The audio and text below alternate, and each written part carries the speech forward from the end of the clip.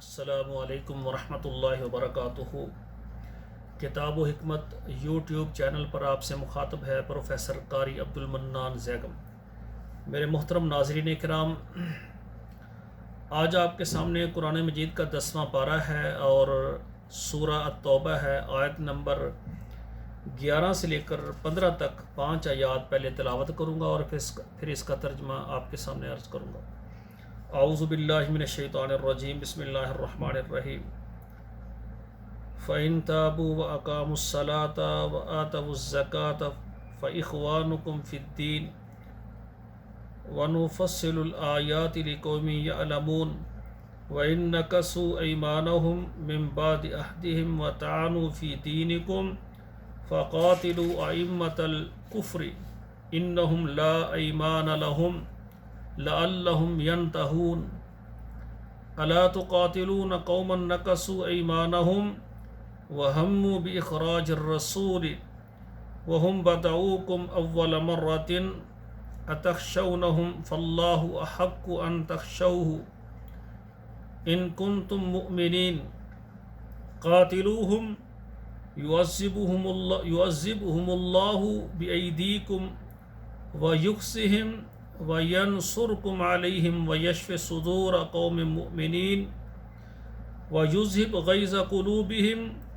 وَيَتُوبُ اللَّهُ عَلَى مَن يَشَاءُ وَاللَّهُ عَلِيمٌ حَكِيمٌ۔ اب ترجمہ سماعت فرمائیں۔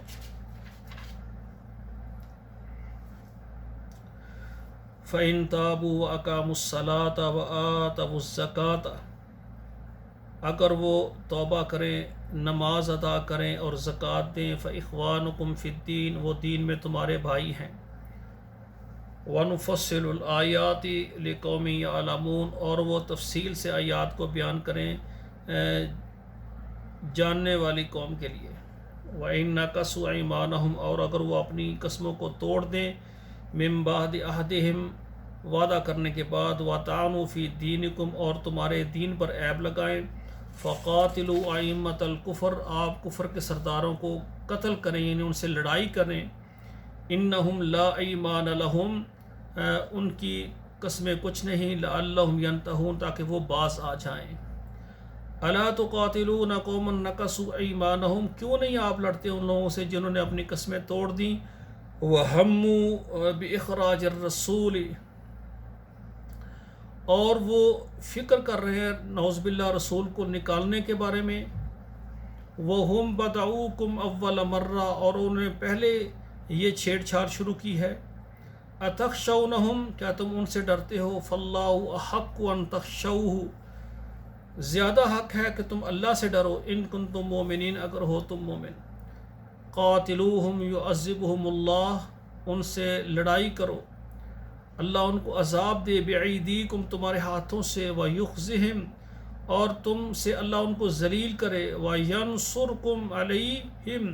اور ان پر اللہ تمہاری مدد کرے، تم کو ان پر غالب کر دیں، وَيَشْفِ صُدُورَ قَوْمٍ مُّؤْمِنِينَ، اور جو مومن ہے ان کے سینے کو اللہ ذوالجلال شفا دے، یعنی ٹھنڈا کریں،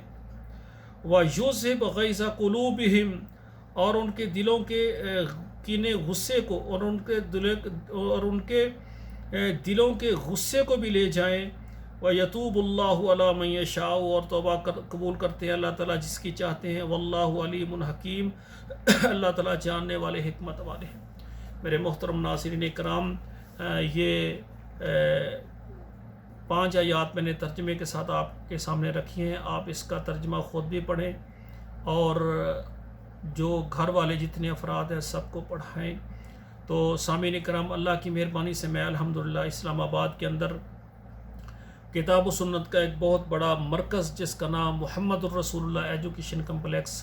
اور اسی طرح جامع مسجد خاتم النبیین بنانے جا رہا ہوں، اس کے لیے